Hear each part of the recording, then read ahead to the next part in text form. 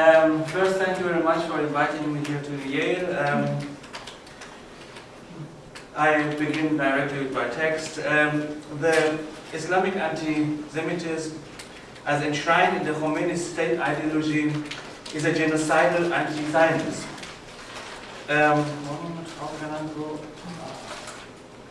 It adheres to a fundamentalist interpretation of Islamic rule. The Iranian state ideology denies the right of the Jewish people to self-determination. It demonizes the state of Israel as a member of the United Nations. After the end of German National Socialism, the Islamic Republic of Iran is the first state to activate anti-Semitic policies as part of its foreign policy. I come now to the chapter of what I call revisionist teachers or imported antisemitism. It is a form of exogenous antisemitism. The Iranian President Mahmoud Ahmadinejad dared the relativization of denial of Holocaust from some revisionists like Roger Garaudy and Robert Farison and David Irving. Their works, including interviews with the deniers of the Shoah, are circulating to Iranian audiences and readers. For over 2 decades, the Iranian media have in positive terms reported on the aforementioned deniers of the Holocaust. Muhammad Ali Ramin, who organized the conference A World Without Zionism in October 2005, serves under the presidency of Ahmadinejad as Secretary of the Ministry of Culture and Islamic Guidance, is convinced that there were no gas chambers in Auschwitz and that all figures European historians have spoken about are wrong.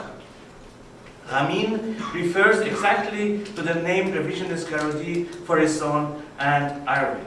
Now I come to a form of endogenous or inherited antisemitism and genocidal anti-Zionism. Ahmadinejad inherited the ideology of genocidal anti-Zionism from the godfather of Iranian Islamist Ayatollah Khomeini and Nawab Safavi. The origins of Khomeini's anti-Semitism dates back to the early 1960s. Khomeini said on 13th of October 1964, I quote, "I ask the Islamic governments why they are arguing about oil. Palestine has fallen into disfavor. Throw the Jews out of Palestine. You're useless." Khomeini also accused those who were not aggressive enough in their opposition to Israel of being in an alliance with the Jews and with the Shah. Today we are confronted with similar argumentations when Ayatollah Khamenei warns that, quote, "Israel has no fate but defeat and disappearance." Khamenei speaks of the killer, quote, "killer cancer of Zionism." On 1st June 2010, a few months ago, the Iranian revolutionary leader said, "Zionism is a new face and more aggressive of fascism." And on 4th June 2010, Khamenei recalls in his Friday prayer that his predecessor, Ayatollah Khomeini, has spoken about Israel as a cancer. Then Khamenei asked his audience how to deal with cancer. And he answered himself, quote, "You have to cut it off." Khamenei refers to Khomeini and repeated what Khomeini had said about the artificial Israeli people who must be eliminated. It was a quote. This form of anti-Semitism does not begin with the presidency of Ahmadinejad, a man whose denials of the Holocaust and calls for the destruction of Israel have come to embody the essence of anti-Jewish hatred in Iran. This Islamist, anti-Zionist propaganda has its historical roots in the modern Islamic movements in Iran. Fedayine Islam and the will to destroy Israel. The idea of Sharia as state law was a foundational goal of the Fedayine Islam, a terrorist organization in the 50s led by Nawab Safavi.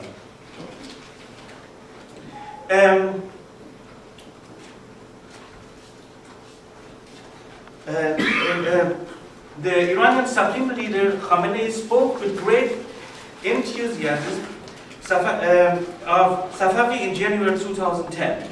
Consequently, Safavi has been a hero of the Islamic Republic of Iran for 30 years. Khamenei said on 3rd January 2010, quote, "I have to say that it was Nawab who first ignited my favor for the Islamic Revolution." Khamenei added that he has no doubt that Nawab Safavi, who he first met in Mashhad in the 50s, who kindled, quote, "the first fire in our hearts," it was indeed a fire that ended in the catastrophe of the Islamic Republic of Iran. Safavi was himself influenced by Iranian clerics from the constitutional revolution of 1905, like Ayatollah Fazlullah Nuri and Asadabadi, and by the leader of Muslim Brothers, Al-Banna. Nawab Safavi's main arguments are summarized by Ali Khamenei, with the following words, quote, "The essence of his speech was that Islam must be revived. Islam Islam must rule." One of the main ideas Nawab Safavi taught his followers was the martyr's death, which in fact was terrorism. Kashani and Safavi mobilized volunteers against the foundation of Israel. Ahmad Gholam Mohammadi writes, which is an Iranian author in the Islamic Republic of Iran, that Ayatollah Kashani and Nawab Safavi held a meeting in Sultani Mosque in Tehran on 12 December 1947, at which they incited attendants to organize a voluntary army to fight in defense of the Palestinians against the Jewish movement. About 5,000 Iranian Muslims signed to be volunteers in the war against the Jews. Qaisari, another author, reports about another anti-Jewish meeting organized by Fedayine Islam on 12 January 1948, mobilizing recruits for Palestine. Safavi even tried to convince the Shah to support this mission. In a declaration signed by Nawab Safavi, he declared that 5,000 mujahids had asked for an allowance from the Iranian government to go to Palestine to fight Israel. Safavi even met with one of the ministers of the Shah, Ibrahim Hakimi, and requested money and weapons, but Reza Shah refused. The Iranian government didn't help the new Muslim revolutionary movement. By way of background, Majma' Mujahideen Islam, which is a leading faction in the Islamic Republic of Iran, was under the leadership of Fedayine Islam at that time. Another subsequent meeting on the same issue was held on 21st May 1948 in the same Sultani Mosque. Safavi and Kashani both attended the meeting, where Safavi read a proclamation made by Fedayine Islam, which noted the wild attacks of the Jews and the necessity of helping the Palestinians. Fars News, an official media website in Iran, writes on 13 January 2010 that over the course of the day, Muslims were demonstrating in Tehran against the Jews. Safavi even had strong influence over the Muslim brothers, as Amanullah Shafai stresses. The Arab nationalists and the Muslim brothers were too weak in the eyes of the revolutionary Shia movement led by Safavi. Safavi believed that the Arab nationalism was not a viable solution. A strong Islamic movement was necessary. Safavi traveled to Iraq, Syria, Lebanon, and Egypt on 11 September 1953 to attend conferences and met famous Muslims as Sheikh al-Zahabi and Ayatollah Sadruddin al-Sadr. Regardless of where Safavi spoke, his message was clear and consistent. The head of the Arab governments have to organize a united front, this is a quote, united front against the foreigners. There was a great need for the awakening of the Muslims and throwing out of the Zionists. He believed that the Palestinian problem had to get Islamized and not Arabized. Safavi went to great lengths to rally Arab support for an Islamic movement. He met with Sayyid Qutb, whose works were later translated by Ayatollah Ali Khamenei, the contemporary supreme leader of the Islamic Republic of Iran, into Persian. Safavi met even the king of Jordan and told him, quote, "Cousin, I expect from you that you stand up and help Islam and for the occupied Palestinian areas from the claws of the Jews."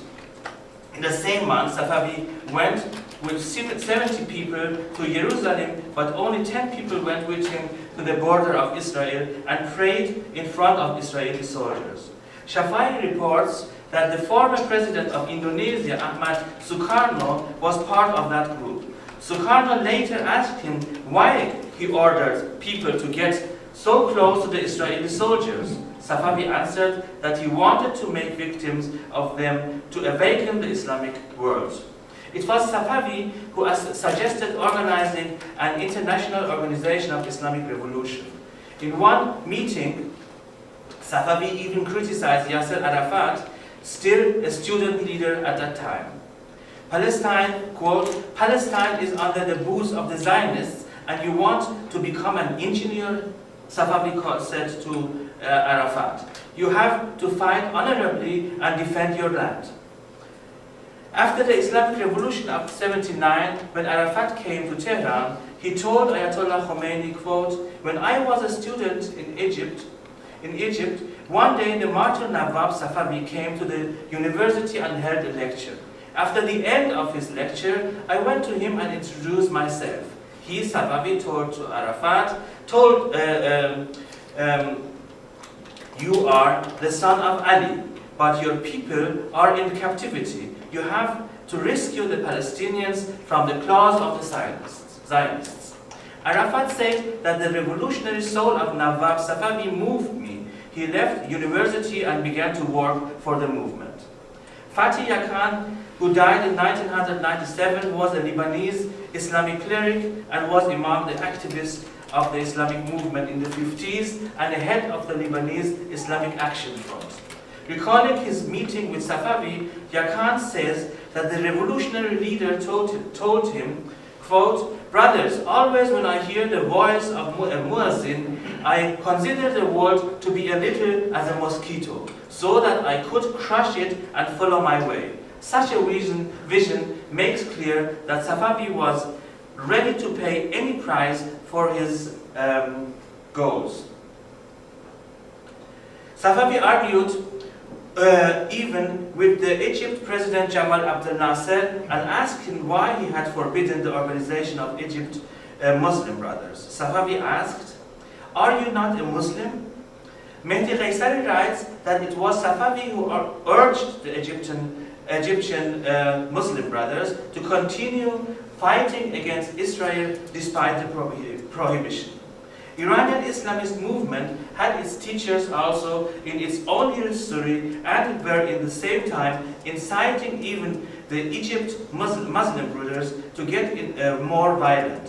Mehdi Ghaysari quotes Ben Gurion saying about Nawab Safavi, quote from Ben Gurion, this combative man comes to spark war between the Arabs and the Israelis. And Ghaysari quoted Sayyid Qutb saying on the other side about Nawab Safavi, "You are in my heart." Safavi's movement never got the mass support it needed in Iran. It was Ayatollah Khomeini who converted the same ideas to an ideology for the Iranian masses. Khomeini became active in the revolutionary movement in the 60s. A look at his speeches shows the progression of anti-Zionism. In a speech on 13 October 1964, he said, quote, "Throw the Jews out of Palestine." Indeed, for Ayatollah Khomeini, every modern idea was Jewish and influenced by the Zionists. Even the idea of emancipation of women, as he often stressed. On 12 September 1967, Khomeini labeled Israel as a seditious essence. Madde Fasad. He said its roots of corruption and threatening the Muslim countries with the effort of all Muslim states and Muslim nations, it must be uprooted. And on 2nd December of 1975, Khomeini said that Muslims should use every possible way and help their Muslim brothers in the way of liberation of Palestine and the destruction of Zionism. It too was Khomeini who called Israel a cancerous growth soon after the revolution again and created Al-Quds Day. The Iranian Islamists established terrorism in the Khomeini's constitutions. I don't read it anymore. Iran calls itself the mother of Islamism. That is why Iran hosts terrorist organizations which have the aim of reinstating Islamist fundamentalist states in the Muslim world by destroying Israel. The Islamization of the world remains a fictional utopia. The fundamentalists don't believe that the social meaningfulness of Islam was in the social cultural history of mankind, limited in time and in geographical borders. In general, Iranian politicians encourage Palestinian terrorist organizations to concede their goal of eliminating the Zionist regime, the cancer in the earth of the Islamic world. Isn't it a logical consequence of this historical development since the 40s and 50s to now that President Ahmadinejad said on 26 October of 2005, quote, the Jerusalem occupying regime must be erased from the annals of history. Beside the question if Iran is militarily able to destroy Israel without endangering the whole Middle East to get destroyed in a horrible war, it is important to understand that the contemporary state ideology of genocidal anti-Zionism is to be seen in the context of creating a totalitarian Islamist state. The genocidal anti-Zionism begins with the fact that as long as the Islamist ambition to reclaim the Islamic world and to realize its utopia of the Islamization of the whole world exists, the world is dealing with a new form of Islamist and Khomeinist antisemitism, which is a mere genocidal anti-Zionism that demands the destruction of Israel. One could say that the Khomeini salvatory anti-Semitism is a mix of Islamist Iranian nationalism and the irrational will to lead the whole Islamic world and the religious wishes of Khomeini's Wahdat-Hagh as a role model of the whole Islamic world and as the best democracy and as the best understanding of Sharia, because the Islamic law would be the best in the totalitarian understanding. It is a salvatory anti-Semitism because in this vision, Israel has no right to exist. In a sense, salvation will come through the destruction of Israel and Western democracies. This is a genuine Islamist form of anti-Semitism and is not imported from Europe, but does employ European anti-Semitic stereotypes, including caricatures. Genocidal anti-Semitism made in Iran gets combustible because of its claim to build an Islamic world government. This idea is mixed with the fiction of the return of the 12th Imam. The Shia utopia accompanies with the idea of a bloody last battle which shall lead to the victory of Islam over the decaying Western world. In fact, Israel is seen as a representative of a Western world which shall go down.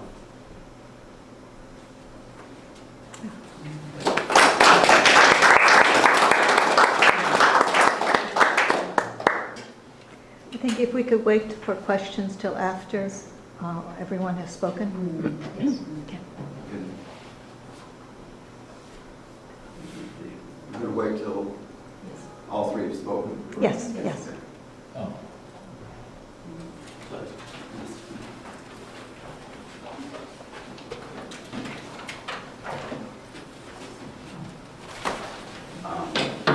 David Patterson. I'm affiliated with the University of Texas at Dallas, the Ackerman Center for Holocaust Studies there. I'm not sure why I'm in the session on Iran. I'm not even going to say anything about Iran. I'm going to talk about Hamas and Muslim Brotherhood and Nazis and Hitler. I suppose because Hamas gets some money from Iran, maybe that's why I wound up here. As Article 2 of the Hamas Charter indicates, that Hamas is a branch of the Muslim Brotherhood, so I will be referring to the ideologues Hassan al-Banna, Sayyid Qutb, as well as the charter of Hamas. I should also, those of you who've heard talks by David Sokol, the film, Jeffrey Herf, and Bassam TV today, have already heard that there are connections between Nazis and Islamic Jihad.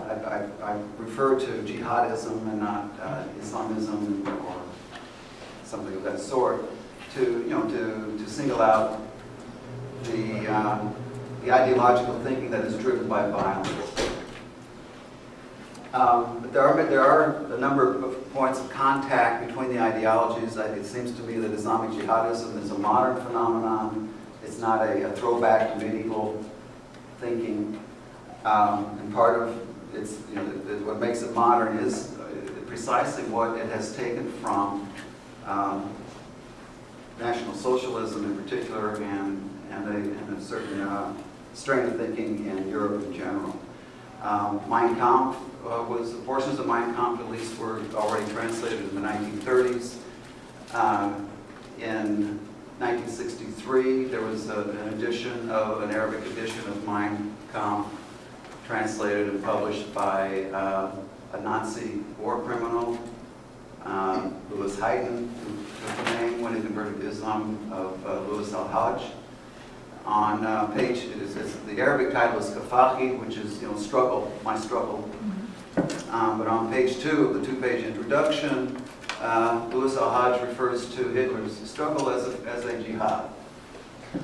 So you have this, the language of jihad imposed on the discourse of Mein Kampf already in Arabic. Now, one of the things that Islamic jihadism draws into its thinking from Nazis is, how do you think about Jews?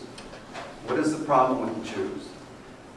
When it comes to the policy of extermination vis-a-vis the Jews, an ideological stance, a worldview of Elton Shalom on the Jews, it seems to me this is not reducible, in the case of the Nazis, to scapegoating or xenophobia or economic envy or any of the usual things that we like to invoke to try to explain why people are doing violence to their neighbors.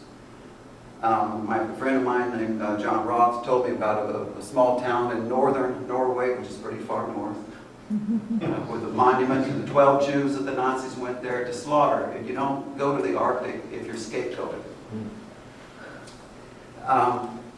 It's not even about, I would say, and at least as Americans think about race, it's not even about race. It's more about Rasen Seele, race soul.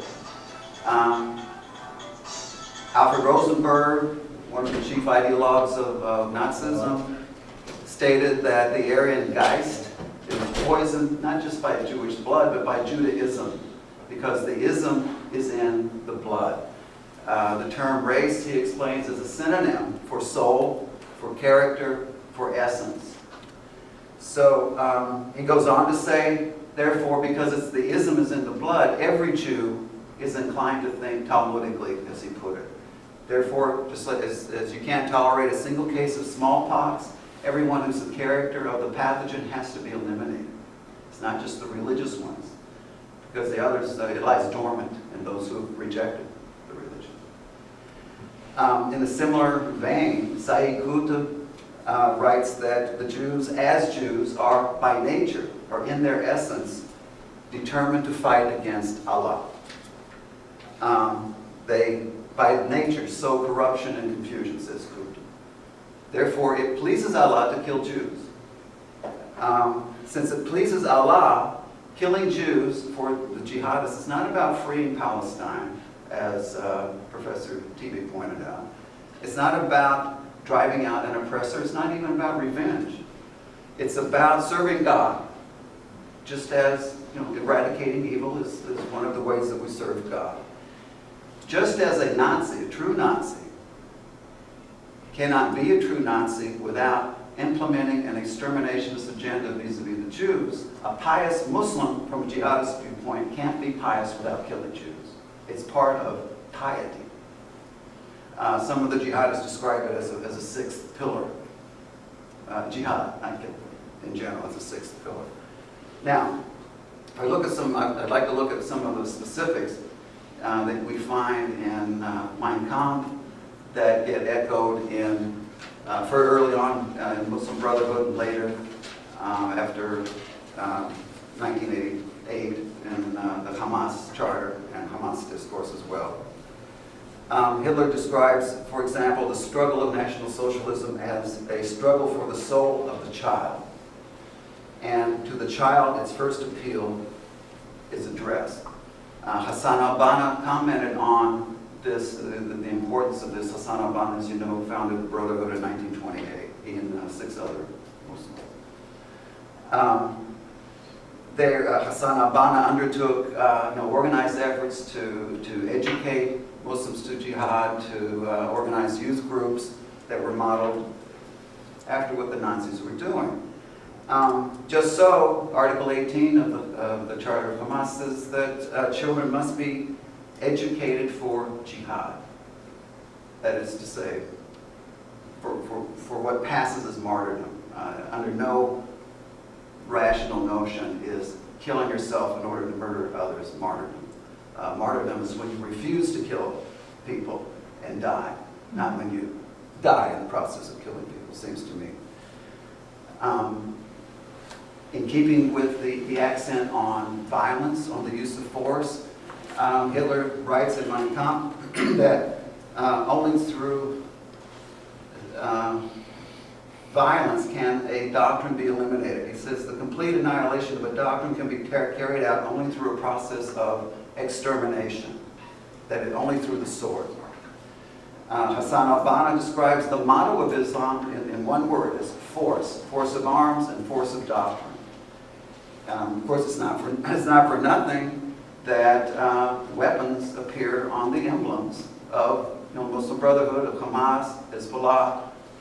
Every jihadist organization has weapons on its emblem. If you go to the United Nations building, you see the flags of the nations of the world. There is one flag there with a weapon on its flag. The Saudi flag. Just so, Article 7 of the Charter states that the necessity of extermination as an ultimate aim, that the ultimate aim is not just to have a place to live in Palestine. Article 15 contains the refrain, I will assault and kill, assault and kill, assault and kill. With regard to propaganda, not just what kind of propaganda you spread and the images you incorporate, but what is it anyway? What is it and what is its purpose? Al-Banna indicated he had quite a debt to Hitler in impressing upon him the importance of propaganda, the power of propaganda, and what works and what doesn't work. First of all, it has to be addressed to the lowest common denominator of society. Hitler says in Mein Kampf that if propaganda renounces primitiveness of expression, it does not find its way to the feeling of the broad masses. What is the purpose? The purpose is not simply to convince someone to adopt a certain point of view. The purpose, according to Hitler, is to promote proud self-reliance, manly defiance, and wrathful hatred. It's not to... What kind of hatred? Wrathful. Zorniger. Wrathful, full of wrath. Wrathful hatred is how Mannheim translates Zorniger. It's a good translation. Therefore, because it's not to promote a truth, but to incite hatred. Hitler also understood, and discusses this, the importance of deception. And the famous line from Mein Kampf, something of the most insolent lie will always remain and stick. The Muslim Brotherhood has accused Jews of infecting girls with AIDS and syphilis and then sending them out, among the Arabs. They're accused of supplying Muslim women with aphrodisiac chewing gum. They're accused of deliberately spreading cancer among the Arabs with carcinogenic cucumbers and shampoo. They are accused of trafficking in drugs, something we've seen at this conference already. Devil worship, and God forbid, legalizing homosexuality. So in other words, you name the evil, and the Jews are the source of the evil. That's the message of the propaganda. The Jews are the source of the evil. The Jews are not just a political problem. They're not just a military problem. It's not a cultural problem. It's a metaphysical problem. So the Zionist entity is not just about real estate. Hitler himself comments on Zion and Zionism. He says in Mein Kampf, it doesn't enter their heads to build up a Jewish state in Palestine for the purpose of living there. All they want is a central organization for their international world swindle. The Jewish state, according to Hitler, is, as he writes, is completely unlimited as to territory. It's not about Palestine. Peace in Palestine is not going to make this go away. So,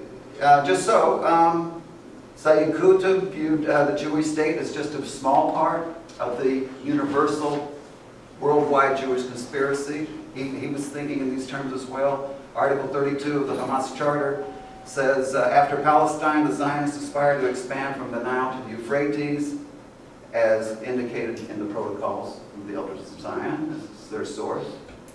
The Islamic resistance movement, Hamas, considers itself to be the spearhead of the struggle with world Zionism. It's a worldwide struggle. It's not just Gaza.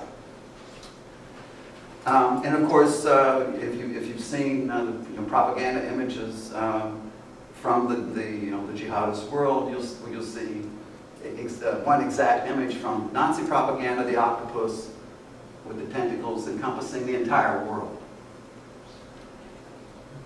So, what's at stake is all of humanity in the battle. And because the Jews are the source of all evil, it's a metaphysical threat. They are, in an important sense, invisible.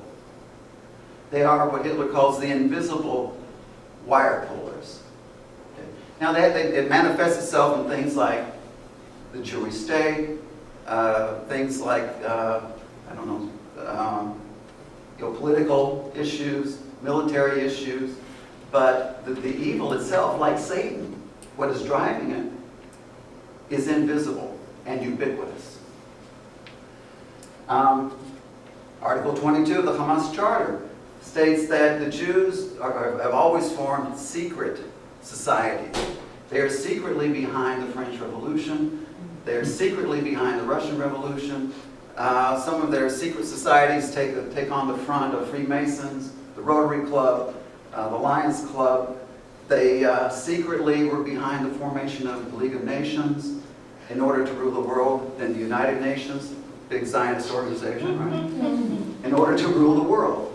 So what you see is never what is really the problem in this thinking, in this demonizing. I mean, demonizing means rendering invincible and invisible the evil, maybe if not invincible, at least invisible, the evil that you are addressing.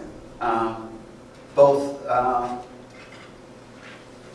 the Nazis and Hamas, the ideologues of National Socialism and Hamas, both refer to the world Jewish Hydra.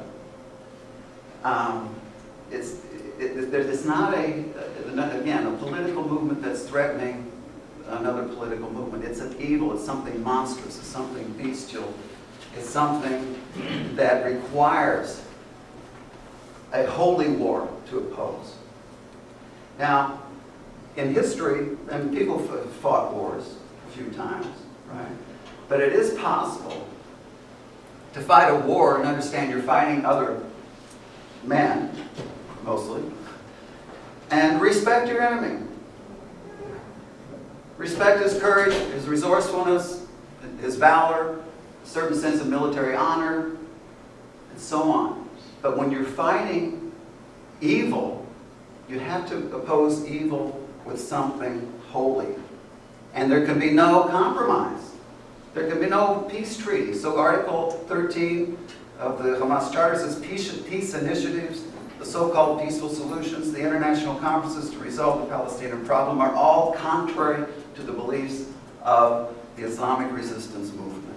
You can't negotiate with evil any more than you can negotiate with cancer. How many cases are okay? How many cases of AIDS are tolerable? No. There's no negotiation. I'll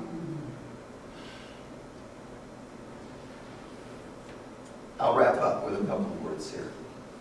This brings me, addressing the matter of holy war, brings me to, I guess, a point that I talked about concerning distinctions. I've talked about similarities. There's a couple of important distinctions here, I think, too, between Nazism and Islamic jihadism. First of all, in this case, I don't think you can get too far with understanding this Jew hatred without at some point talking about God. Especially when you see Sayyid Qutb identifying Jews as, in their nature, in their essence, as falsifiers of the divine truth. Of course, he invokes the Quran as his source for this. In the Quran, says that the Jews, falsify the revelation of God. Right? It seems to me that the jihadist evil, in some ways, transcends the Nazi evil by invoking a scriptural foundation. The Nazis eclipsed God by eclipsing an absolute obligation, don't murder, that comes from beyond, with a will that comes from within. What the Nazis did was limited only by the will that they could muster and the imagination they could let go. I worked on, did an English edition of the Russian Black Book, and I was reading hundreds of pages of first-hand accounts of Nazi atrocities in the East. What hit me was, what they did was not unimaginable. It was everything imaginable. Because there was no limiting principle, we're going too far. This is the difference between the Crusades and the Nazis. You could be a Christian and say, wait a minute, maybe we're killing too many people. There's nothing the Nazis can invoke. They have no, so it's the will that comes from within. It seems to me that in the case of Hamas and other Islamic jihadists, and rather than this eclipse of God by my will from within, there's an appropriation of God. The charter of Hamas is the charter of Allah. Hamas is Allah. It's not as if we have to find a will to accomplish this task, like Himmler's Poznań speech, right? There's nothing of that. It's a usurpation of God, and I would argue that jihadism here is a rebellion against God. A rebellion against Allah. So just when you thought, perhaps, that when you look at Nazis, that the evil can't go any farther, it morphs into something else. Once killing Jews becomes a holy act pleasing to God, a religious obligation, the sign of righteousness, there is no negotiation that can happen. And on that happy note, I'll honor my time limit and say thank you.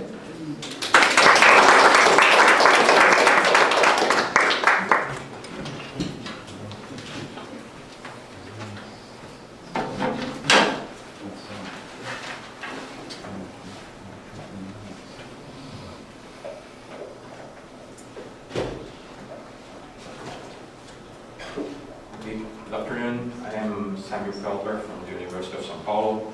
You may ask yourself what somebody from Brazil has to do with an Iranian question. It's mostly related with the research that we do regarding Holocaust teaching and the Arab-Israeli conflict. So that's the point that brings the subjects together. And I have been worried about what is happening in Iran in military terms and the development of a nuclear capacity. And that has brought me to look into how the discourse or the expressions of the Iranian leadership how they have been similar to what we can see during the period of Nazi Germany and what came before that. And here we have a contact point also with what Professor Patterson presented. And the feeling I had of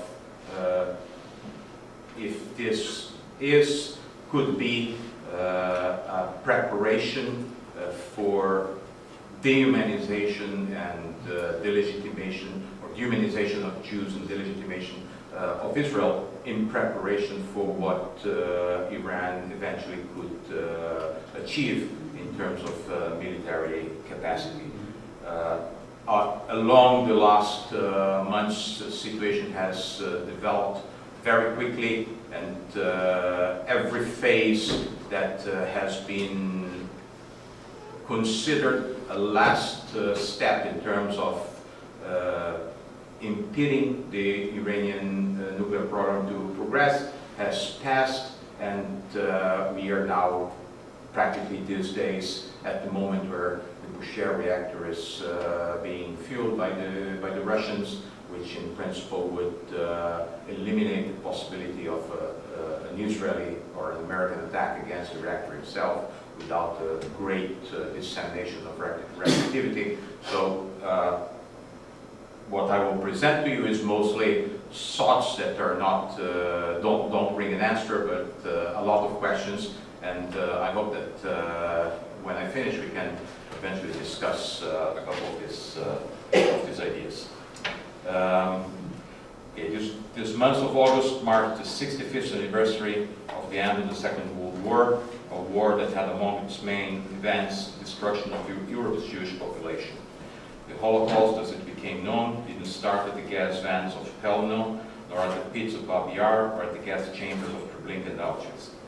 It started almost 20 years before in the streets of a Germany defeated at the end of the First World War and engulfed in the socialist revolution that ravaged the country. In the rallies that brought together the disillusioned population of the former empire, one of the main targets of their frustration was the Jew, pointed by radical preachers as the responsible for Germany's fate. It was during those years that Hitler wrote Mein Kampf, where already in the first pages, acknowledging his ignorance of anything Jewish, he proceeds to compare the Jew with a maggot in a rotting body, starting the dehumanizing process that through the images of rats shown in the eternal Jew will culminate in the extermination utilizing gas chambers. On a further paragraph also related to the extermination idea, Hitler writes, I quote, "This was pestilence, spiritual pestilence, worse than the Black Death of olden times, and the people was being infected with it. And the scoundrel ends up like a garbage separator, splashing his filth in the face of humanity. These scribbles who poison men's souls with germ carriers of the worst sort on their fellow men. We have been witnessing for some time a revival of the cults, especially among Muslim population, incited by their leaders, calling for targeting Jews all over the world, sometimes disguised as attacks on Israel and its policies. And anti-Semitic remarks have been voiced by personalities like British Prime Minister Cameron, cineast Oliver Stone, and American journalist Helen Thomas. For more than 60 years, Arab leaders have utilized anti-Semitic expressions to criticize Israel and condemn Israel's existence, often comparing the occupation of the West Bank and the Gaza Strip and the fight against terror with Nazi policies of the 40s. This trend has increased with the Second Intifada, the Second Lebanon War, and Operation Cast Lead in Gaza. These conflicts between Israel and Hezbollah in Lebanon and with Hamas in the Gaza Strip have been equated to genocide in an effort to demonize Israel and the roads to justification for self-defense. Although highly damaging to Israel's image around the world, after the 60-day war in 1967, none of these events have ever represented an existential threat to Israel. A new combination has, however, been introduced by Iran's gunning capacity to develop nuclear bombs and long-range missiles, coupled with violent expressions of antisemitism, incitement for Israel's destruction, and denial of the Holocaust. For Iran's capacity to influence the relations between Israel and its neighbors is as important as its eventual capacity to attack Israel directly. Israel's strategic security has evolved along the last 60 years from a high vulnerability at the time of its creation to an illusory sense of invulnerability after the Six-Day War that was badly shaken during the Yom Kippur War of 1973. After the peace agreement with Egypt and Syria's recognition that it could not defeat Israel alone, the Arab-Israeli confrontation went over a major change from symmetric to asymmetric conflict. These days, when Israel faces the threat of a conflict against Iran, eventually involving Syria and aided by Hezbollah and Hamas, we are back to the times of conventional nation-state warfare, but risking the involvement of non-conventional weapons. When Ahmadinejad declares at public rallies in Farsi, so not aimed at the world's audience, I quote, "This terrorist and criminal state is backed by foreign powers, but this regime will soon be swept away by the Palestinians," or "Israel's days are numbered, and the peoples of the region would not miss the narrowest opportunity to annihilate this false regime," or still, "Thanks to God, your wish will soon be realized and this germ of corruption will be wiped off the face of the world," same terminology the Nazis used. This is clearly a repeated call for the imminent destruction of Israel and not a one-time event. Calling for the Palestinians and the peoples of the region to engage in genocide becomes especially dangerous and feasible if considered under an Iranian nuclear umbrella. Some of these declarations are directly related to the protocols of the Elders of Zion, which say, "Among the Jews, there have always been those who killed God's prophets and who opposed justice and righteousness. Historically, there are many accusations against the Jews. For example, it was said that they were the source of such deadly diseases as plague and typhus. This is because the Jews are filthy people. For a time, people also said that the poisoned water wells belonging to the Christians and thus killed them. Iranian authorities do not even bother to cover this anti-Semitism by using Zionists instead of Jews." The Iranian leadership seems to have the same worldview of the terrorists that attacked the Twin Towers on 9/11, and I quote, "Jews were the wire pullers not only of the media but also of the financial world and of politics as well." As Professor Patterson presented, the Jews were behind America's Gulf War, the Balkan Wars, the Chechen War, and since New York City was the center of world Jewry, the War of Liberation had to start in New York. Just a couple of months before that event, Hamas terrorists killed almost 40 people in suicide attacks in Tel Aviv and Jerusalem, consolidating a process that started in the 30s with the Islamic Brotherhood attacks against the Jews in Palestine, not against the British or the Egyptian elite collaborating with them. The adoption by the Brotherhood of the concept of death leading to martyrdom would generate the suicide killers acting after the 1980s, who substituted Palestinian political terror of the previous decades. The Brotherhood founder wrote at the time, "To a nation that perfects the industry of death and which knows how to die nobly, God gives proud life in this world and eternal grace in the life to come," which was answered by the crowds with chanting like, "We are not afraid of death, we desire it, let us die in redemption for Muslims." Modern Islamic fundamentalism has turned back to the faith's foundation when Jews stood in the way of the Prophet and his divine mission. As we have seen in repeated presentations yesterday, Muslim anti-Semitism is legitimated by the Prophet Muhammad fight against the Jewish tribes that were expelled or killed and sold into slavery, and by the Quran saying that Jews are to be considered the worst enemies of the believers. It was reinforced after the defeat of Nazi Germany and the shift of the focus from Europe to Palestine. Since the beginning of the 50s, the Egyptian President Nasser threatened to throw the Jews into the sea, and after the Iranian Revolution, it was Hezbollah who took the torch again in this race against Israel, while Iran was busy fighting Iraq until 1988. Those years saw the birth of Hamas, that has since then fought for the destruction of the Israeli state. As we have also seen in previous presentations, Holocaust denial includes not only ignoring the massacre against European Jews, but also accusing Jews of being behind World War II, where they collected immense benefits from trading in war materials and prepared for the establishment of their state, and aspiring the establishment of the United Nations and the Security Council in order to rule the world by their intermediary.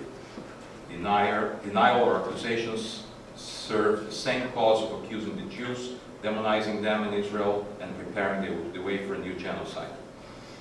There is a great controversy these days regarding the need and the wisdom in attacking Iran to interrupt the development of its nuclear program.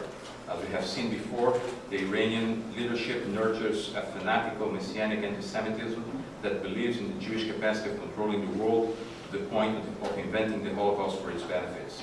Those against it say such an attack would do great damage to the United States in Iraq and Afghanistan, where Iran would counterattack.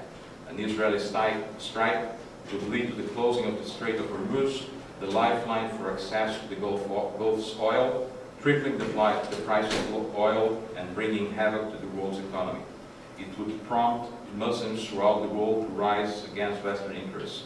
It would spark a Middle Eastern war that might drag in the United States, already bogged in Iraq and Afghanistan. It would also be the end of Obama's government opening doors to Muslim world. Such an attack would probably not stop the Iranian Islamic Republic from developing a nuclear capacity, and would actually make it more likely that Iran would strike Israel with whatever weapons are available. It would also provoke Iran's Revolutionary Guard Corps to deploy its terrorist assets against Israel and the United States. Hezbollah would launch all the missiles it has imported from Tehran and Damascus since 2006, the last time they clashed against Israel. It would also put an enormous strain on Israel's relations with its European partners and rally the Iranian population behind the government, destroying any chances of the pro-democracy green movement would have of changing the regime. This is the position of those that oppose an attack against Iran. Those in favor of an attack say these fears are mostly overblown, that although dangerous for Israel, a preventive strike remains the most effective answer to the possibility of the Iranian leadership and the Revolutionary Guards having nuclear weapons, provided the Israeli Air Force is capable of executing it, and assuming no US military action, an Israeli bombardment remains the only conceivable means of derailing or seriously delaying Iran's nuclear program, and equally important, traumatizing Tehran. On the other hand, an Israeli strike now, after the rise of the Green Movement and the crackdown on it, is more likely to shake the regime that would have a massive American attack in 2002, when Tehran's clandestine nuclear program was first revealed. And if anything can jolt the pro-democracy movement forward, contrary to now passionately accepted conventional wisdom, an Israeli strike against the nuclear sites is it. There are many who believe this discussion is unnecessary, since Iran doesn't really pose an existential threat to Israel, the US or Saudi Arabia, and whatever threat it does pose can be countered with progressive pressure and the threat of Israeli and American nuclear retaliation. Tehran may support anti-Israeli terrorist groups, but there is no need to overreact. The regime is as scared of Israel's military power as Israel is scared of mullahs with nukes. America's permanent job would therefore be to calm the Israelis down, or failing that, arm twist them into inaction. So the question the most serious analysts are asking is whether there is already a balance of terror in the Middle East, and if nuclear Iran has to be accepted as a rational player in the region to be balanced by Israel. And when such an equilibrium is reached, most important will be the perception of non-state organizations like Hamas, Islamic Jihad, and Hezbollah regarding the coverage of Iranian's nuclear umbrella and the opportunities it will offer regarding further attacks on Israel. In a sense, a return to the war-like proxy model of the Cold War. In the not-so-distant past, not only Israelis were targeted by suicide terror attacks, but also Jewish interests in Argentina, namely the IASA Community Center, as well as the Israeli Embassy in Buenos Aires, and several American institutions around the world. Regarding the Palestinian issue, many observers, especially European and Arab leaders, claim that peace between Israel and its neighbors and the Palestinians would eliminate antagonism against Israel. We have seen from different scholars here already the opinion that this is not the case. It may be true for those who believe the Israeli-Palestinian confrontation more or less is a political and geographical struggle between two peoples. But for those like the Iranian leaders who believe this is a dispute between God and the devil, a peace process would solve nothing.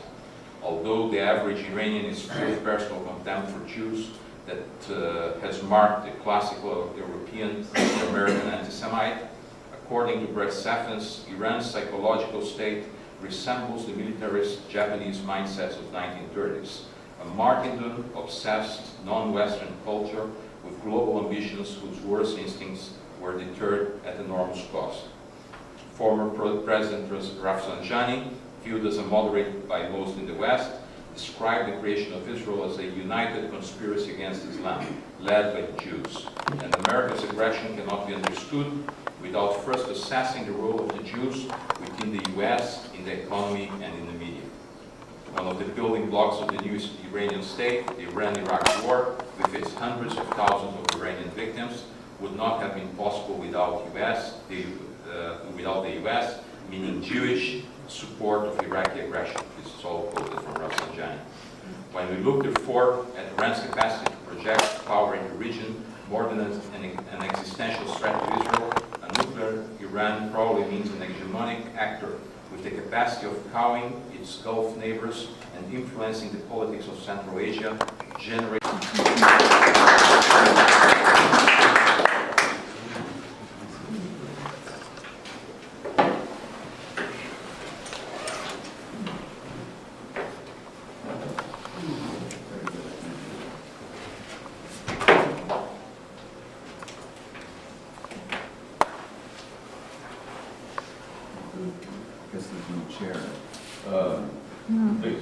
Are there any questions? Yes. Yes, ma'am. Well, I have a few, well, definitely short time. Okay, so many thoughts. I'm just going to throw some of them out, and they kind of address all three different points. One is the question of where does a threat of Christianity, if at all, come into play, and how much goes back prior to, I know we're focused now on post-World War II, how much goes back to a fight in terms of monotheism. Again, there was a comment by Professor Patterson that it goes, of course, the difference, in fact, Dr. Tibby mentioned that there was a distinction between Jewphobia and anti-Semitism, and that being the element of genocide. And yet, when Professor Patterson mentioned that it's not reducible to scapegoating and envy, as a Jew, I can't help wondering, again, where is the anti-Christian hatred and so forth and so on, that there has to be an element of all of that or is the question, isn't there an element historically of all of that? The Nazis were very aware of Purim because during the trials they shouted, you know, Purimfest when they were being hanged historically, going back you know, too early. So I don't know if I'm making any sense, but those are some of my questions and thoughts that come perhaps in terms of Christianity. I would ask you, does Islam have an issue with Christianity? And if not, why isn't there? If this is a holy fight for world dominion.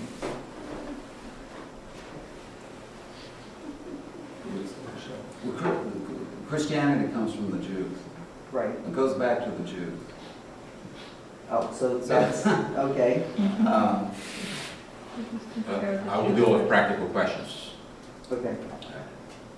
So I don't want to go off on Okay, no, I know. Okay, all right. you know, explaining Christian anti-Semitism, but I think it's about a lot more. No, than I saying what meant it is. anti-Semitism against Christians by, Oh, I don't That's think not- they're not singled out. You're an infidel or you're not. You're an infidel or an outfidel. but they're not. Yeah. First, in the classical Islamic Sharia, fiqh, not Sharia, the Christians and the Jews are both infidels. Okay. First, I mean, you can read it in the different books of different ayatollahs. I would say, because I don't believe that the fundamentalists, they have learned a lot from Europe. But my issue is that they have their own motives to go on. And they would have the same problems with a Christian state, I'm sure. If one day in Lebanon, let's say, a Christian movement would come and they would say, we want a Christian state in Lebanon or somewhere else, I am sure that they would, because the problem is a problem of power first.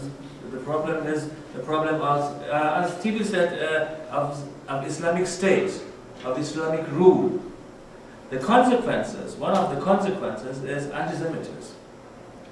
It would be anti-Christianity, I don't know what, if one day, as they say, in the heart of Islamic world, the idea of a Christian state would somehow occur. It would be offensive. What? It would be offensive. Yes, it would be, yes. I mean, I think that, I mean, this is what TV said. I'm not always the same opinion as TV, because I think that it is correct to differentiate between Islam and Islamism, but I mean, the Muslims have to learn what and to reinterpret Islam, or say, okay, I say always, the Muslims have to learn from the Jewish people. Professor. And then Go ahead. one sentence already. Why they have to learn? Because we have a Jewish state, but all my Israeli friends said, right, you know, we are Jewish, we have a Jewish state, but we don't practice the Jewish law in our, as a state law. Right. Professor. Yeah, and I look forward to David Patterson's book. And well, I guess I have two questions. One to you, David. You're methodologically operated by pointing out similarities between various Nazi arguments and various Islamist arguments. And I wondered if in the book you talk about the lineages and the intellectual history of the incorporation of these ideas. You know, the famous correlation is not causation. That's one question. And the second question about Iran is that in Washington, all the policymakers know all the terrible things that the Iranians have been saying about Israel. So the question in Washington now is basically, is Iran today like China in the Mao era? And Mao said these lunatic things about nuclear weapons and World War III, about how China would survive it. And then China got the bomb, and it behaved like the Soviet Union and the United States. So many American political scientists say, well, you get the bomb, you look into the mirror, you look at your own death, and you become rational. So the more nuclear weapons around the world, the better, actually. This is the argument that Kenneth Waltz made, and I'm not joking. John Mearsheimer is a student of Kenneth Waltz, and so the more the merrier. The argument for a military strike on Iran, the most powerful argument, is that Iran leaps over a Rubicon. That this would be the first state since the invention of nuclear weapons that could not be deterred by the prospect of massive nuclear retaliation. And so that's the debate that's going on in the next year or two. Can Iran be deterred? Because if you conclude that Iran can be deterred, then a policy of containment, deterrence, anti-missile defenses, all these practical issues, come to the fore. That's the argument that's going to be going on. So my question to the two of you is, what conclusion do you draw from your interpretation of Iran, and how, quote, rational is this regime going to be faced with the prospect of its own devastation? I can be brief. Yeah. I appreciate you mentioning the book. I have a book coming out November 1st through Cambridge called A Genealogy of Evil, subtitled Antisemitism from Nazism to Islamic Jihadism. In the book, I do make a distinction between influence and parallel, correspondence and causal connections, and who's reading what, when, as far as that's possible. So I do make that distinction, but I point out what I have discovered to be points of influence and what I have observed to be parallels. And the parallels are, I would argue, are not coincidental or accidental. Go ahead. Oh, I could also be very brief by just saying nobody knows. It's the discussion that is going on.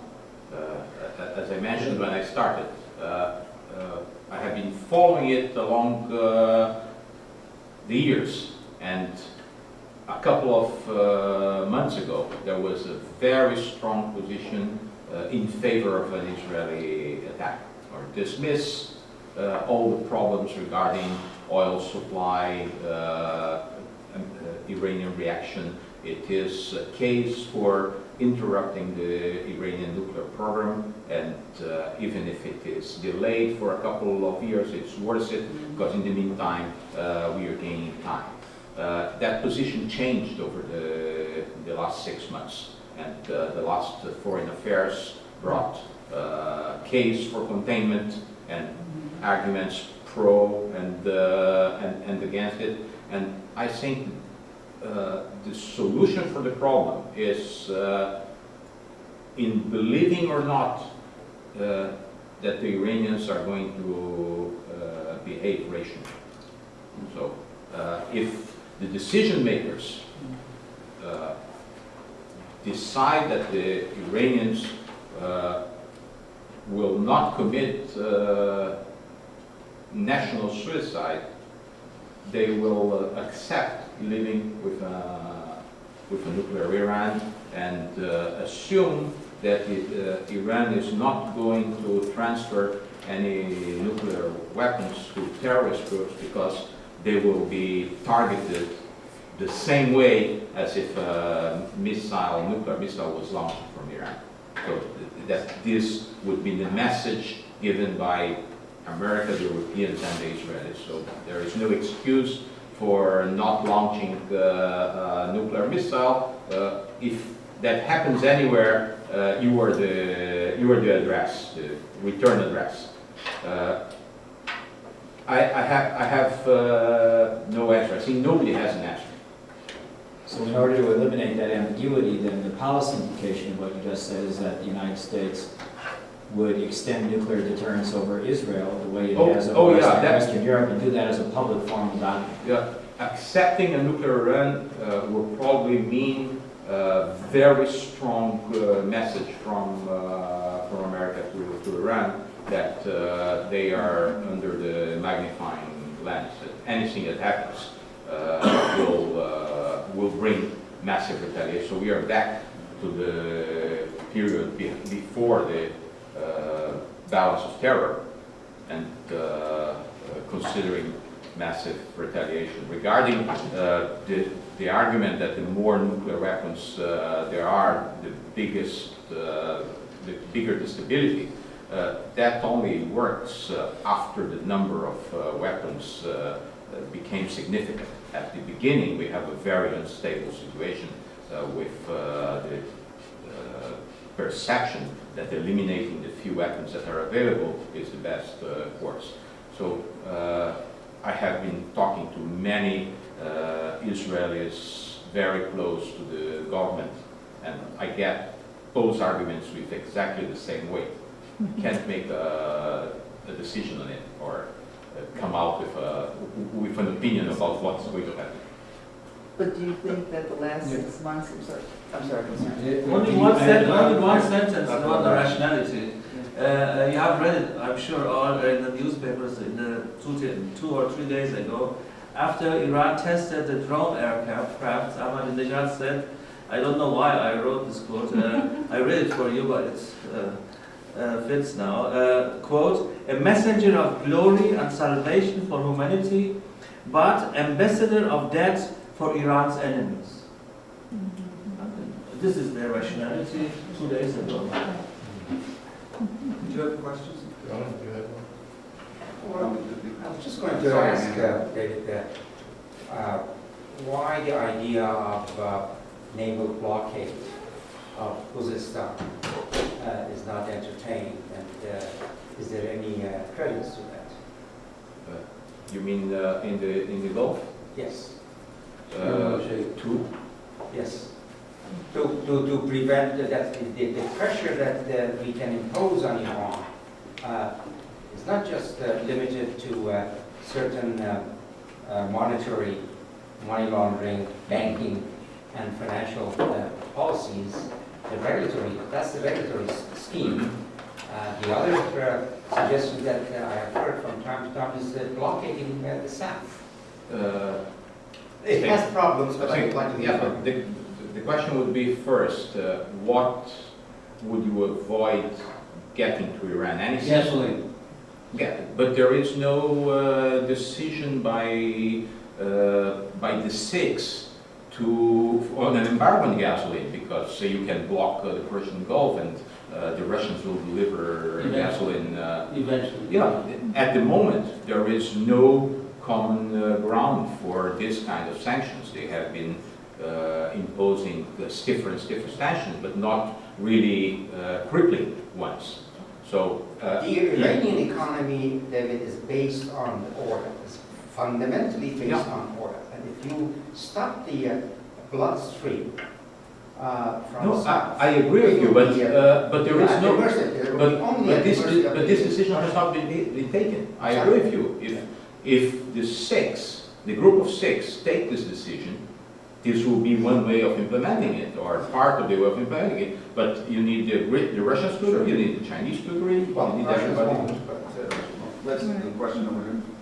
My name is Michael Spaney from the Stop the Bomb campaign in Germany against the Iranian bomb. My question would be, there are some arguments around of containing a nuclear Iran, getting to grip with the bomb, getting to accept a nuclear Iran. And one of the two arguments are around that really shocked me kind of way. My question would be, what do you think to these two arguments? One would be, a nuclear Iran would totally destroy the whole total framework of the United Nations.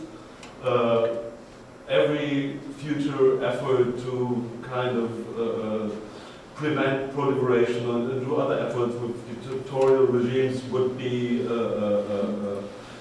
would never work if we once allow a nuclear Iran. The whole framework of the United Nations wouldn't work anymore. And the other one was the undermining of the US position in the Middle East or in the whole world. If a nuclear Iran is allowed after all these announcements that we wouldn't allow this, or the US wouldn't allow this, US wouldn't have any credibility anymore for the Arab states, the friendly Arab states. What's your opinion to these two arguments? This is certainly one of the costs that has to be weighted against all the other costs regarding impeding Iran through violence, because sanctions are probably not going to work. I don't see an agreement on crippling the sanctions against Iran. The economic interests of Russia and China are too strong. The Russians are probably less worried about an atomic Iran than with the market that Iran represents for them. So you are right. The U.S. will lose credibility. There will be probably an increase in pressure by Saudi Arabia to develop some kind of nuclear capacity. But at the moment, I don't see the elements for a decision to attack the nuclear facilities in Iran and interrupt the program. Do you have anything? Different views of the panel? Sorry? Somebody get different views of the panel? Can I just ask? One more question. I think that Oh, go ahead. sanctions should be a step of, without pressure, we wouldn't reach anything. So at least I think that sanctions, and more sanctions even, and even gasoline sanctions, could be a real option. The question, how far, and if we would stop Iran, and if they would get from Chinese more help, or from India more help, or from Russia, it is totally another hypothetical question.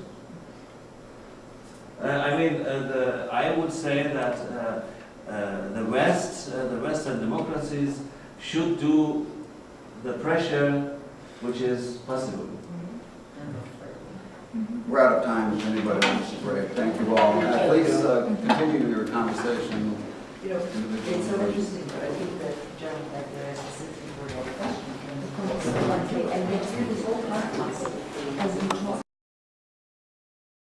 One day, the martyr Nawab Safavi came to the university and held a lecture. After the end of his lecture, I went to him and introduced myself. He, Safavi, told to Arafat, you are the son of Ali, but your people are in captivity. You have to rescue the Palestinians from the claws of the Zionists. Arafat said that the revolutionary soul of Nawab Safavi moved me. He left university and began to work for the movement. Fatih Yakan, who died in 1997, was a Lebanese Islamic cleric and was among the activists of the Islamic movement in the 50s and the head of the Lebanese Islamic Action Front.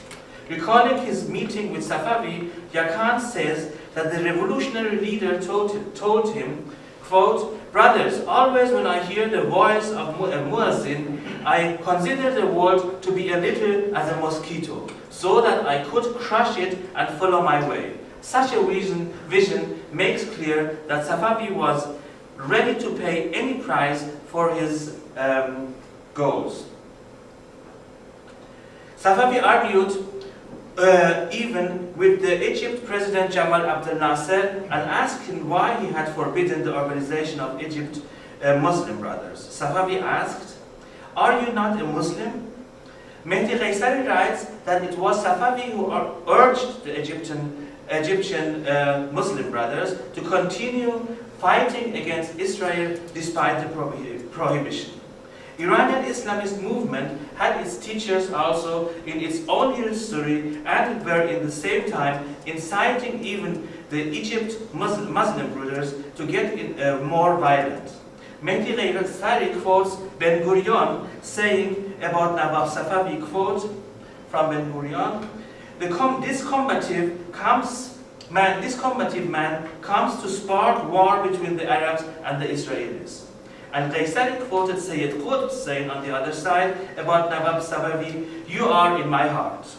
Safavi's movement never got the mass support it needed in Iran. It was Ayatollah Khomeini who converted the same ideas to an ideology for the Iranian masses. Khomeini became active in the revolutionary movement in the 60s. A look at his speeches shows the progression of anti-Zionism. In a speech on 13 October 1964, he said, quote, "Throw the Jews out of Palestine." Indeed, for Ayatollah Khomeini, every modern idea was Jewish and influenced by the Zionists. Even the idea... First, thank you very much for inviting me here to Yale. I begin directly with my text. The Islamic anti-Semitism, as enshrined in the Khomeini state ideology, is a genocidal anti-Zionism.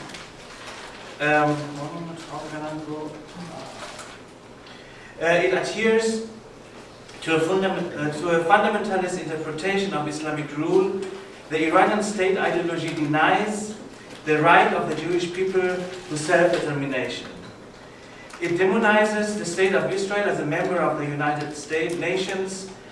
After the end of German National Socialism, the Islamic Republic of Iran is the first state to activate anti-Semitic policies as part of its foreign policy. I come now to the chapter of what I call revisionist teachers or imported anti-Semitism. It is a form of exogenous anti-Semitism. The Iranian President Mahmoud Ahmadinejad learned the relativization of denial of Holocaust from some revisionists like Roger Garaudy and Robert Farison and David Irving. Their works, including interviews with the deniers of the Shoah, are circulating through Iranian audiences and readers. For over 2 decades, the Iranian media have, in positive terms, reported on the aforementioned deniers of the Holocaust.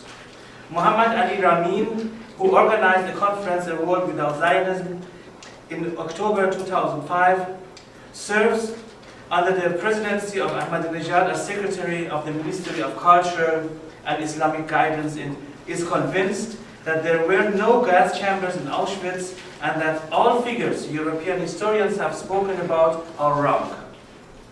Ramin refers exactly to the named revisionist Garaudy, Farison, and Irving. Now I come to a form of endogenous or inherited anti-Semitism and genocidal anti-Zionism. Ahmadinejad inherited the ideology of genocidal anti-Zionism from the godfather of Iranian Islamism, Ayatollah Khomeini, and Nawab Safavi. The origins of Khomeini's anti-Semitism dates back to the early 1960s. Khomeini said on 13th of October 1964, I quote, "I ask the Islamic governments why they are arguing about oil. Palestine has fallen into disfavor. Throw the Jews out of Palestine. You're useless." Khomeini also accused those who were, as Amanullah Shafai stresses, the Arab nationalists and the Muslim brothers were too weak in the eyes of the revolutionary Shia movement led by Safavi. Safavi believed that the Arab nationalism was not a viable solution. A strong Islamic movement was necessary. Safavi traveled to Iraq, Syria, Lebanon, and Egypt on 11 September 1953 to attend conferences and met famous Muslims as Sheikh al-Zahabi and Ayatollah Sadruddin al-Sadr. Regardless of where Safavi spoke, his message was clear and consistent. The head of the Arab governments have to organize a united front, it is a quote, united front against the foreigners. There was a great need for the awakening of the Muslims and throwing out of the Zionists. He believed that the Palestinian problem had to get Islamized and not Arabized. Safavi went to great lengths to rally Arab support for an Islamic movement. he met with Sayyid Qutb, whose works were later translated by Ayatollah Ali Khamenei, the contemporary supreme leader of the Islamic Republic of Iran, into Persian. Safavi met even the king of Jordan and told him, quote, "Cousin, I expect from you that you stand up and help Islam and for the occupied Palestinian areas from the claws of the Jews." In the same month, Safavi went with 70 people to Jerusalem, but only 10 people went with him to the border of Israel and prayed in front of Israeli soldiers. Shafai reports that the former president of Indonesia, Ahmad Sukarno, was part of that group. Sukarno later asked him why he ordered people to get so close to the Israeli soldiers. Safavi answered that he wanted to make victims of them to awaken the Islamic world. It was Safavi who suggested organizing an international organization of Islamic revolution. In one meeting, Safavi even criticized Yasser Arafat, still a student leader at that time. Palestine, quote, "Palestine is under the boots of the Zionists, and you want to become an engineer?" Safavi said to Arafat, "You have to fight honorably and defend your land." After the Islamic Revolution of '79, when Arafat came to Tehran, he told Ayatollah Khomeini, quote, "When I was a student in Egypt by the leader of Muslim Brothers, Al-Banna." Nawab Safavi's main arguments are summarized by Ali Khamenei, with the following words, quote, "The essence of his speech was that Islam must be revived. Islam must be revived. Islam must rule." One of the main ideas Nawab Safavi taught his followers was the martyr's death, which in fact was terrorism. Kashani and Safavi mobilized volunteers against the foundation of Israel.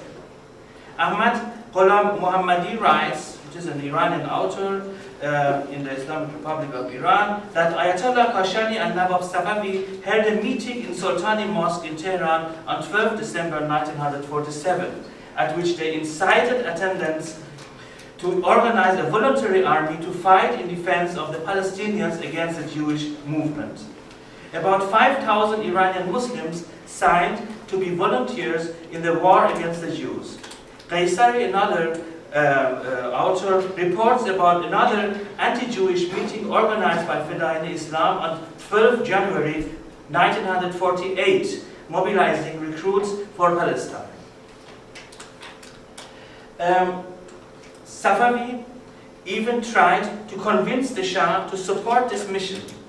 In a declaration signed by Nawab Safavi, he declared that 5,000 mujahids had asked for an allowance from the Iranian government to go to Palestine to fight Israel. Safavi even met with one of the ministers of the Shah, Ibrahim Hakimi, and requested money and weapons, but Reza Shah refused. The Iranian government didn't help the new Muslim revolutionary movement.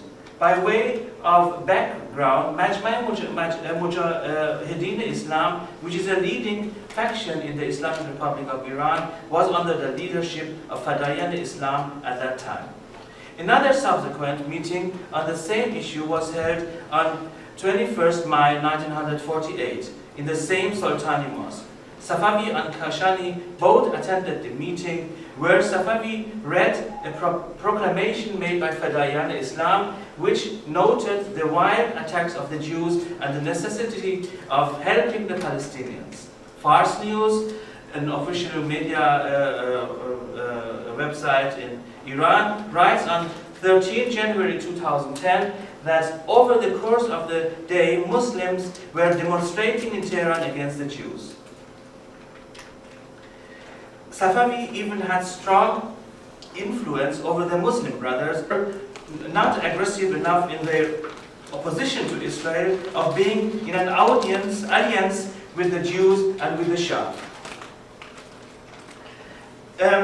Today, we are confronted with similar argumentations when Ayatollah Khamenei warns that, quote, Israel has no fate but defeat and disappearance. Khamenei speaks of the killer, quote, killer cancer of Zionism. On 1st June 2010, a few months ago, the Iranian revolutionary leader said Zionism is a new face and more aggressive of fascism. And on 4th June 2010, Khamenei recalls in his prayer that his predecessor, Ayatollah Khomeini, has spoken about Israel as a cancer. Then Khamenei asked his audience how to deal with cancer. And he answered himself, quote, "You have to cut it off." Khamenei refers to Khomeini and repeated what Khomeini had said about the artificial Israeli people who must be eliminated. It was a quote.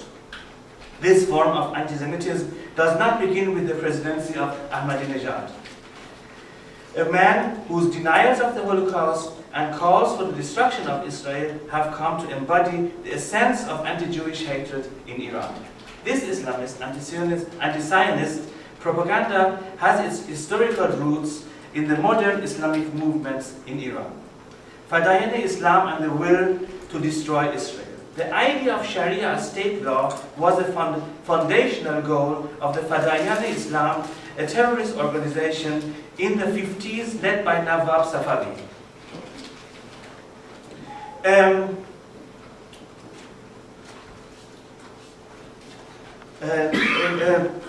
The Iranian Supreme Leader Khamenei spoke with great enthusiasm of Safavi in January 2010.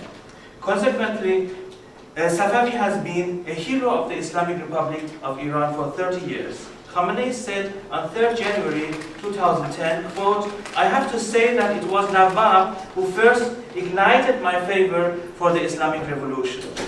Khamenei added that he has no doubt that Nawab Safavi, who he first met in Mashhad in the 50s, who kindled, quote, "the first fire in our hearts," it was indeed a fire that ended in the catastrophe of the Islamic Republic of Iran. Safavi was himself influenced by Iranian clerics from the constitutional revolution of 1905, like Ayatollah Fazlullah Nuri and Asadabadi, and